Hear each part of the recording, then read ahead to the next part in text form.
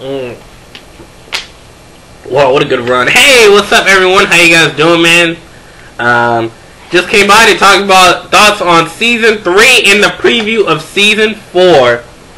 So far, I gotta say, with NXT Season 3, I gotta say congratulations for Kaitlyn for becoming the next breakout diva.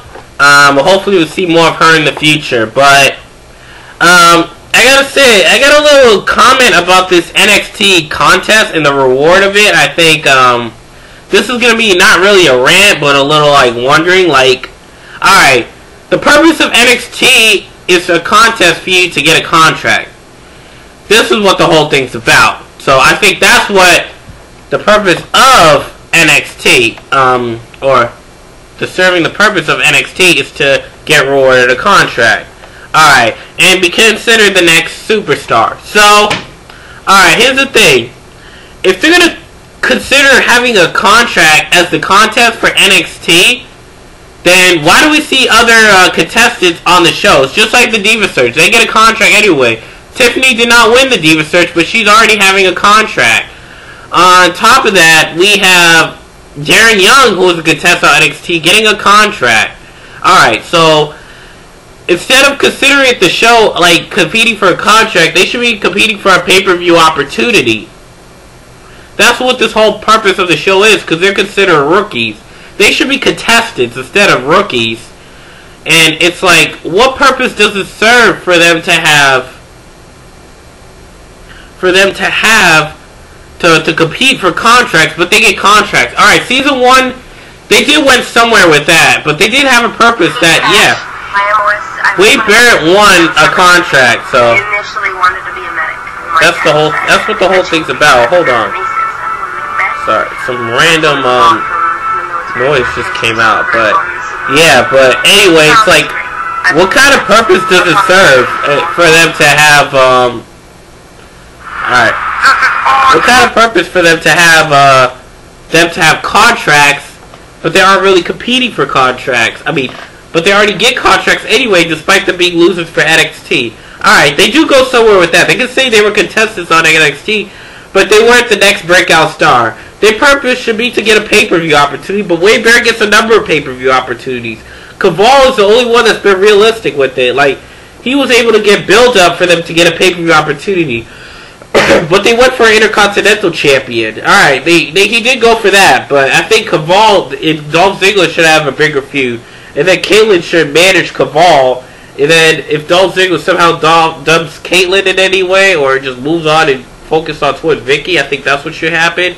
I'll have him there, and then eventually either Kaval or Daniel Bryan Danielson, or Daniel Bryan Danielson, say that either way, comes to the rescue, or Kaval, and then they can be in the line. So that's where I'll go from there, or Kofi Kingston. So I'll go there either way. So hopefully Dolph Ziggler has to defend his title again. It's like, I want him to continue defending the title, because if the title gets out of feud, it's stupid, and it's pretty lame. So hopefully Kayla helps Ziggler become the Intercontinental Champion, so his feud could have the champion in there. Like, which other contender would have Kofi Kingston compete for the Intercontinental title against Jack Swagger? Like, Jack Swagger? So I think that feud goes there. Then Kaitlyn and Vicky continue fight over Ziggler. Hopefully Kaitlyn moves on from this in the future. Like, for her to become the next breakout star, I'm very happy for her becoming the next breakout star. I'm very thrilled out about that. But for her to be released, I mean, for her to for the show to end very terribly, it did end on a terrible note. Watching it live, like, watching it live was disgusting. But recaps of it made more build up to it. Like, you actually Vicky walk out of the arena, she was like, "Oh, I don't care." But then for her to become the next breakout star, hopefully they get some build up on it. And they need the women's title back, because for them to unify the women's title is starting to become silly. Actually, it's not. Like, it's good. They're going to go both on Raw and SmackDown. And on top of that, let's see, on top of that, if they go to SmackDown, Natalya, I think, have better contenders. LayCool are the only contenders, so for LayCool to have this biggest title reign, the title reign, they could be better. Kaitlyn can have a feud with LayCool when the LayCool gets the titles back. So for Lay Cool, the good thing about Lay Cool having the titles, because they have more contenders to battle Lay Cool. This is why they've been having the reign they've been getting. They've been getting even more bigger contenders, and they've been having good build-up. Like, they've been having good build-up, just like with Mickie James, just like with Beth Phoenix. Their build-up was okay, but Beth Phoenix losing a number of matches, and then for her to win Extreme Rules, that was good build-up. They went somewhere with that. They went somewhere. It was good, but her knee injury wrote her off, but she came back. Lay Cool should have kept the titles. Beth Phoenix would come back. That's what I thought would happen. I would have it there if they beat Natalya again. Beth Phoenix comes back to help Natalya. Then Natalya helps Beth Phoenix with the child. Then Beth Phoenix could challenge Natalya. Or Natalya could challenge Beth Phoenix, where Beth Phoenix could turn heel or Natalya turns heel. And then they could feud for the title. So, I think that's the somewhere they're going. And I think they would go somewhere with that. So, for the most part, yeah, I would go there with that type of feud for Beth Phoenix and Natalya if that was to come around. But for the most part, hopefully in the future we could get Natalya and getting a better contender. Like, they need to sign Maxine, Aksana. They could be two good heels for the show. Like, they'll play great heels, great diva heels, because they don't have as many diva heels as they are now. Like, Tamina is now like probably turning face. Like, they just threw Santino in there. Like, alright, this storyline isn't going anywhere, but besides just entertainment, they're going somewhere with that. But for Maurice and Alicia Fox, who's been jobbing to the faces of Melina, Gail Kim, and Natalya, yeah, they're not going somewhere with that. And then they have the Bella Twins, but the Bella Twins seem kind of semi-heelish, you could say, like they were on NXT. Yeah, I mean, that'll be great. But for Aksana and Maxine to get signed to Raw in the future, I think would be great. They could be a great tag team, I think. Because I heard there could be like a 4-way tag team match for Divas Tag Team Championship. They could change it there. But I would have Beth Phoenix and Natalya versus Lay Cool. Gailina would be good, but I think the Bella Twins would fit better there. Instead of AJ Lee and Naomi Knight, I'll have Aksana and Maxine. I think Aksana and Maxine would be better. Not the Bella Twins. Would be not Gailina. But yeah, they'd be a good tag team. But eventually they can have Gail Kim and Melina and Alicia Fox and Maurice. Alicia Fox and Maurice seems like a good tag team. It would have been better with Jillian Hall, Maurice, but for Jillian Hall to be released like she was, but tough road. So, I think that's what would go there, because Darren Young got a contract.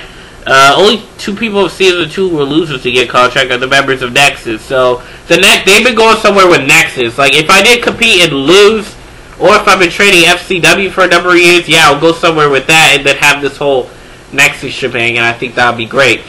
So, I think with the Divas, I think they need a Diva Nexus with Jamie Keys. Well, they congratulate Kate. It wasn't like Kaval where everyone beat down Kaval and they were all jealous of his success and then all the pros help him. That was pretty crazy. But for them to get this build-up, I think they really need to work on this build-up for Caitlyn. Because for Caitlyn and Vicky, who's been having this dissension, I think it's the opposite of Daniel Bryan. Daniel Bryan was eliminated. And they got a good angle with The Miz and Daniel Bryan. But if Daniel Bryan was to be the next breakout star, they can have the same feud, just like they were with Vicky and Caitlyn. But with The Miz, he was a legit wrestler. And Daniel Bryan beat The Miz a number of times. He's undefeated towards him. And then for Vicky to beat Caitlyn once, and then Caitlyn to beat Vicky once, and I think that's a 50-50 angle. But I think for Caitlyn and Vicky, they may get better build-up. But I think they're really trying to. I don't know if they're trying to make up for the replacement of Aloisa, who was 6'9". I was kind of looking forward to her to see how legitimately tall she is.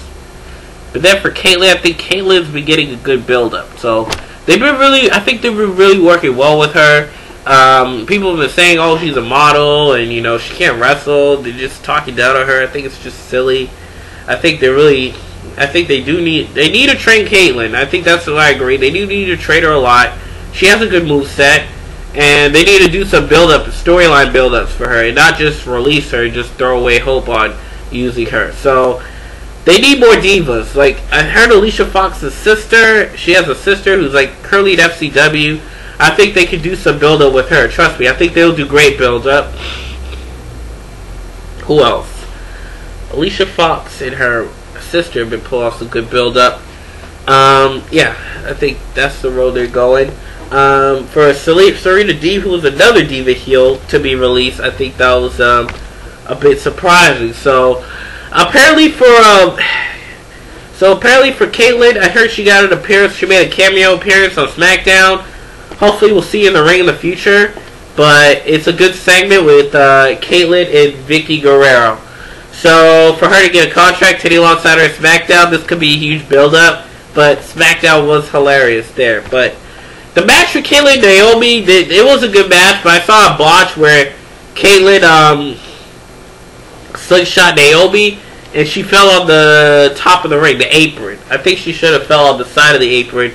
That was a little botch, but the match was still good. I didn't pay attention to much of the botches, but I saw how they display and put some good work in the match. I mean, the match was very great. But yeah, it's pretty hard to see. Wow, 27-30. Saints need to win this one. Yeah. Anyway, the botches that may happen during the Divas matches, they do need to trade them. Like, seriously, they do need a build-up, like, I have to say. But, for the most part, I'll be seeing some build-up from there, but sorry if I'm a little distracted. So, yes, these are my thoughts of NXT Season 3. So, NXT Season 4, I'm excited and I'm thrilled up about it, so, I'll be watching a little bit of this. It's gonna be exciting. R-Truth coming back for Season 4. R-Truth coming back for Season 4 is Thrill Out. He's coming back for another season. He is, I forgot who is he mentoring. But he is mentoring Johnny Curtis. Johnny Curtis and R-Truth may have a good chemistry. R-Truth and Johnny Curtis, but I gotta look up on that. And Jacob Novak and Ziggler. But what I want to talk about is Derek Batterman and Daniel Bryan. Alright, Daniel Bryan becoming a pro, I think it's going to be a little bit ironic because he's from Cleveland, just like where The Miz is from. So I figured that they may have a little rift and he wind up siding with The Miz. So The Miz may invade NXT and on Daniel Bryan's pro ship. So this is what I would talk about a little bit. So for this to happen, I think this could have this heel face rookie pro feud just like they were with Kaitlyn and Vicky. Because they did have that almost, well, they didn't have Kaval and Lay Cool having a feud. They didn't really feud at all. So Season 2, they didn't have much of a feud except with Titus O'Neil and Zack Ryder, who had a small feud. Eli Carwood, nah, they didn't have a feud at all. Mark Henry and Lucky Cannon, no. Lucky Cannon beat up Kaval, but for the most part, no, there weren't really much feuds at all. But the Season 2 worked up more predictable. Season 1, they had to throw in the Nexus there, but they did have some good build-up, I'm telling you. So I'll be psyched about that. But these are just my thoughts of Kaitlyn becoming the next breakout star. Hopefully they build her up more properly, and hopefully they put her in some good angles, because they've been going somewhere with Vicky. After this Vicky and Kaitlyn angle is over, we're going to continue to see her continue to build up. If they put her against one of these heated heels, like I think if Beth Phoenix can turn heel or Kaitlyn turns heel, they can have a good feud with Beth Phoenix, but they're going somewhere with her. But hopefully Aloisa comes back in the future, because we were so psyched about Aloisa. I think Aloisa should have been the pro. Naomi should have been the pro. She should have been mentoring Kelly Kelly. That's why I heard Kelly Kelly should be the rookie, but luckily she's not the rookie, because she's been there since 19 years old, or 18, whatever. 19 years old for the most part. So, for Naomi did well. Hopefully we see her in the future, or AJ Lee for the most part, but we never know. So, these are my thoughts for Kaitlyn becoming the next breakout star. Subscribe to update, leave comments below and rate it, and I'll see you later.